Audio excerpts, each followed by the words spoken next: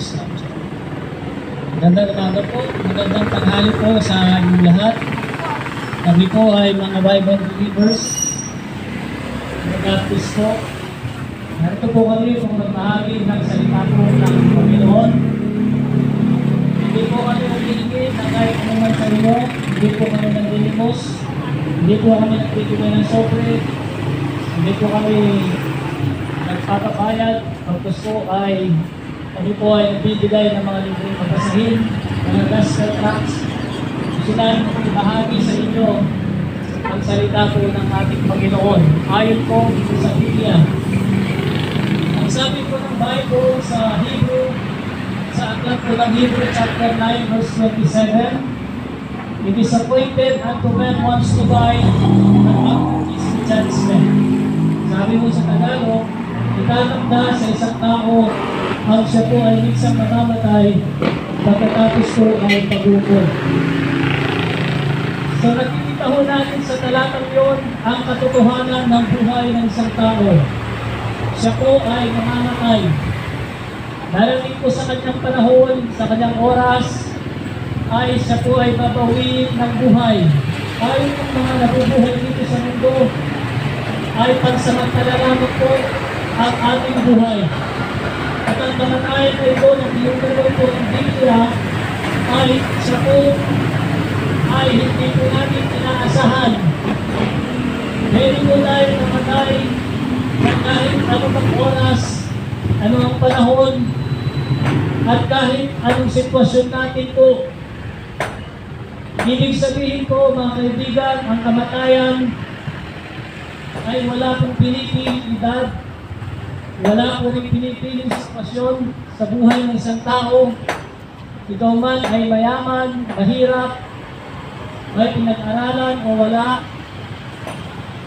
sikat o hindi ang tao, hindi kaya ikaw ay tao na mayaman, ay darating at darating sa buhay natin mga tao na tayo po ay minsan mamamatay. Kaya ho, sabi mo ng Bible, itatanda sa isang tao na siya po ay minsan mamamatay, pagkatapos po ay pag-ukom. At ang katanungan po mga kaibigan, mga pinamahal, pagkatapos po ng kamatayan, ay ano po ang kahihinatnan ng ating tunay na buhay. Totoo po mga kaibigan, ang kamatayan ay hindi katapusan ng lahat, kung hindi ang kamatayan ay isa pong pasimula kung saan ang totoong buhay natin na walang hanggan. Pag namatay po tayo mga tao, lalabas po ang ating kaluluwa, yun po ang tunay na tayo. At magsisimula po tayo sa pangwalang hanggang buhay. At pipili po tayo kung ano pong walang hanggan, saan po tayo tutungo. Ang sabi mo ng Bible, ang isang walang hanggang buhay, dalawa lamang po ang tinutukoy ng Bible. Ang isa na pangwalang hanggang buhay ay ang tinutukoy po sa Revelation chapter 20 verse 14 and 15. Kung saan sinasabi ho ng talatang yon, and death and hell were cast into the lake of fire. This is the second death. And whosoever was not found written in the book of life was cast into the lake of fire. Sabi ho ng talata sa Tagalog, ang kamatayan at ang impyerno ay itatangkong sa dagat-dagatang apoy. Ito ang ikalawang kamatayan. At ang sino mang hindi makita sa katlang ng buhay ay itatapon sa dagat-dagatang apoy. Yun po ang isang pangwalang hanggang buhay pagkatapos ng kamatayan. At ang isa pang pangwalang hanggang buhay ay tinutuloy po doon sa John chapter 3 verse 36, saan sinasabi po ng talata, he that believeth on the Son hath everlasting life, and he that not believeth on the Son shall not see life, but the wrath of God abideth in him. Sabi ko ng talata doon, kung tayo po ay sasampalataya sa kanyang anak na si Jesus Cristo, ay magkakaroon tayo ng buhay na walang hanggan. At kung hindi po natin sasampalatayanan ang Panginoong Jesucristo, ay hindi po tayo makakakita ng buhay. Bagkus ang kagalitan ng Diyos ang mapapasa atin. Alam niyo kaibigan, hindi po namin pinipilit ito. Wala po kaming nakukuha kahit anumang bagay dito sa aming ginagawa. Kaya kung ayaw niyo po maniwala, ay hindi po namin pinipilit. Ang napakahalaga lang na sa amin ay maibahagi namin ang katotohanan ayon sa Biblia. Kung ito man ay totoo at lalabas ang ating kaluluwa pagkatapos ng kamatayan, ang sabi ng Bible sa Romans 14 verse 12, every one of us, tayo pong lahat, bawat isa sa atin, ay magkakaroon ng account o sa harapan ng Diyos. Bawat isa sa atin ay tayo po ay haharap sa Diyos upang tayo po ay magsulit sa Kanya. Darating ang araw, haharap po tayo sa Diyos. Ang sabi ng Bible, sa Hebrew 9:27, ang talugtog po niya, it's appointed unto man wants to die, but after is the judgment. Ang tinutukoy pong kahatulan ng Bible ay walang iba kundi ang impyerno, kaibigan. Subalit, ang Diyos ay mapagmahal. Ang Diyos po ay inibig niya ang sanglibutan. Kaya ang sinasabi mo ng talata sa Bible, sa John chapter 3 verse 16, for God so loved the world that He gave His only begotten Son, that whosoever believeth in Him should not perish but have everlasting life. Sabi mo doon, sa talata na yun, dahil na lamang ang pag-ibig ng Diyos sa sanglibutan. Kaya ibinigay niya ang kanyang bugtong na anak upang ang sino mang sumampalataya sa kanya ay magkaroon ng buhay na walang hanggan. Si Jesus po ang buhay na walang hanggan na tinutukoy po ng salita ng Diyos. At ang sabi po ng Bible, sumampalataya sa kanyang anak na si Jesus Cristo ay magkakaroon ng buhay na walang hanggan. Ang pagsampalataya sa Panginoong Jesucristo ay magkakaroon po tayo ng tinatawag na buhay na walang hanggan. Sapagkat ang sinasabi ho ng Bible sa Romans chapter 10 verse 9, that if thou shalt confess with thy mouth the Lord Jesus Christ, and shalt believe in thine heart that God hath raised Him from the dead, thou shalt be saved. Kung ihahayag natin sa ating mga labi na ang Panginoong Jesucristo ay siya'y namatay para sa ating kasalanan at tayo po'y mananampalataya na siya po'y ay muling binuhay ang Diyos mula sa mga patay. Sabi ng Bible, thou shalt be saved. Magkakaroon po tayo ng tinatawag na buhay na walang hanggan.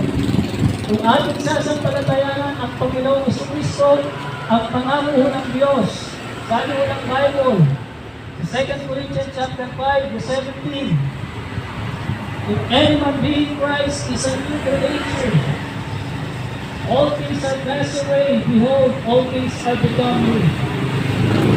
Ang sinuwang na kay Kristo ay magkakaroon ng bagong buhay o sa krus ay magkakaroon ay bagong kilala at tinatawag.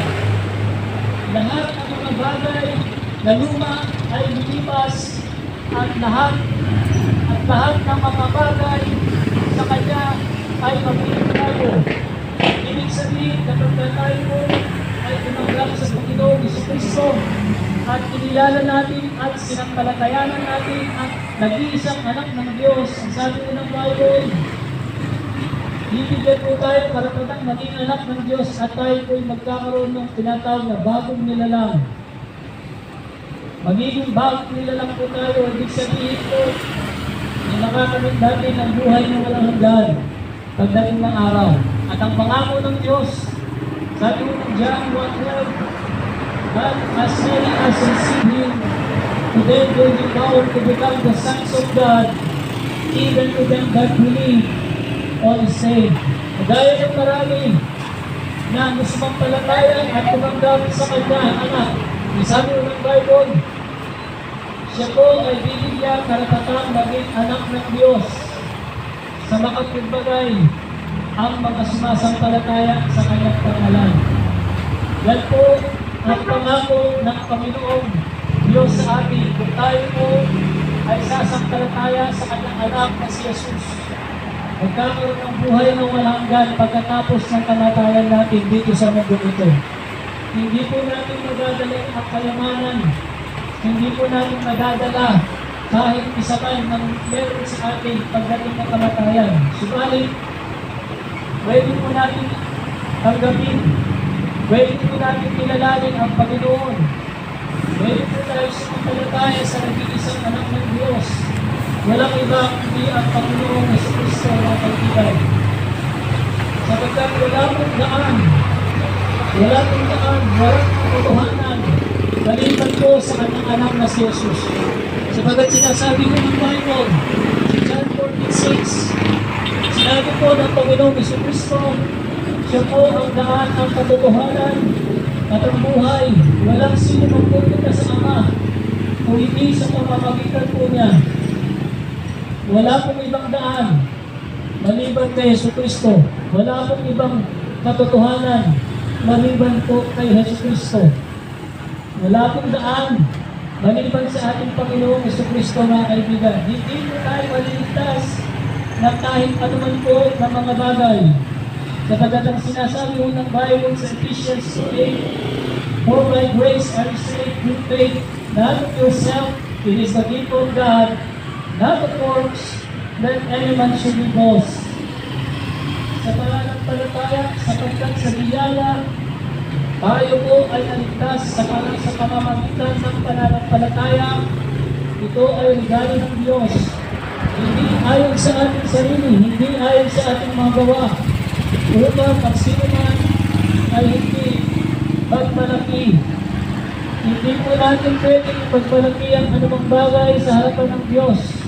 Sapagkat sinasabi mo ng Bible, upang ang sino man ay hindi magmalaki. Kaya kung tuturing natin na nakakaligtas ang anumang mga bagay sa ating sarili, ay mga gawa o anumang simbahan o mga leader ng simbahan, ang sinasabi ng Bible, hindi po ayon sa ating sarili, hindi sa gawa, hindi sa anumang mga bagay, upang ang sino man ay hindi magmalaki. Pwede natin yung pagmalaki kung yun po ang kaligtasan, subalit hindi po yun ang kaligtasan. Ang kaligtasan, sinasabi ng Bible sa Acts chapter 16 verse 21, believe on the Lord Jesus Christ, and thou shalt be saved. Sumampalataya sa Panginoon Jesucristo ay magkakaroon po tayo ng buhay na walang hanggan. Ang dahilan po kung bakit po hindi tayo nakakapunta sa langit dahil sa ating kasalanan. Sapagkat sinasabi ng Bible, for all have sinned and come short of the glory of God, Romans chapter 3 verse 23. Ang lahat ay nagkasala at hindi makakaabot sa kalwalhatian ng Diyos. Ibig sabihin, dahil po sa kasalanan, hindi po tayo makakaabot sa kalwalhatian ng Diyos. Yan po yung dahilan kung bakit tayo po ay iwalay sa Diyos. Kapag sinasabi ho ng Isaiah 59 verse 2, but your iniquities have separated between you and God, and your sin is hid from you, is placed from you, that He will not hear. Sa liutang Bible doon, dahil sa ating kasalanan, sa ating kasalanan, ay tayo po inahiwalay sa Diyos. At yun po ang kailan sa liutang Bible doon, kung bakit po ang tenga ng Diyos ay kanya po isinira sa atin, at ang kanya po pagdinig ay isinira sa atin, para hindi po niya tayo pakinggan.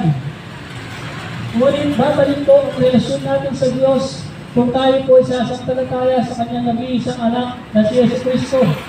Ang sabi mo ng Bible, for there is one God, the one mediator between man and God, the man Christ Jesus. Siya po ang tagapamagitan. Walang ibang tagapamagitan maliban po sa ating Panginoong Jesucristo. Hindi mo pwedeng mamagitan ang anumang bagay, sapagkat si Jesus ang tagapamagitan, mayroong isang tagapamagitan, mayroong isang Diyos, at isang tagapamagitan sa tao at sa Diyos ay walang iba, ang ating Panginoong Jesucristo. Kaya habang meron po tayong panahon, meron po tayong pagkakataon, buhay pa tayo, habang humihinga pa tayo, habang hindi pa dumadating ang kamatayan sa ating buhay, ay ating pong sikaping sumampalataya sa nag-iisang anak ng Diyos walang iba kundi ang Panginoong Jesucristo, si Jesus. At ang pangako po ng Diyos, ang sabi ng Bible, bibigyan kanyang buhay ng walang hanggan. Yan po yung dahilan kung bakit ang Panginoong Jesucristo ay nabayubay sa krus, nabago sa krus, nabuhos ang kanyang mahal na dugo sa krus ng Kalbaryo para iligtas ang taong makasalanan. Ang sabi ng Bible sa 2 Corinthians chapter 5 verse 24, He hath made him to be sin for us, who knew no sin, that he might be the righteousness of God in him. Siya po ay naging kasalanan. Siya po ay naging kasalanan, ginawang kasalanan. Kahit na po ay hindi na kilala ang kasalanan, ang sabi ng Bible, parang katwiran ng Diyos ay mapasa atin lamang. Hindi po siya nagalinlangan na ibigay ang buhay niya para sa tao. Hindi po niya pinanghinayaan na siya po nagmamatay para sa tao. Bagkus siya po ay namatay, ibinigay niya kanyang sarili sa krus upang iligtas po ang taong makasalanan. Sabi ng Bible, kung walang pagkabuhos ng dugo ay walang kapatawaran sa kasalanan. Without shedding of the blood, there is no remission of sin. Yan po ang tinutukoy po ng Bible. Kaya kailangan po magatay ang Panginoong Jesucristo para po tayo iligtas sa dagat-dagat po mga kaibigan. That if thou shalt confess with thy mouth the Lord Jesus Christ and shalt believe in thine heart that God hath raised him from the dead, thou shalt be saved. Kung ihahayag natin sa ating mga puso, sa ating labi, na ang Panginoong Jesucristo ay Panginoon at siya po ay namatay para sa atin, at tayo po ay kikilala na siya po ay namatay at siya po ay muling binuhay ng Diyos mula sa mga patay. Ang sabi ng Bible ay magkakaroon po tayo ng buhay ng walang hanggan at tayo po ay maliligtas. Maraming salamat po.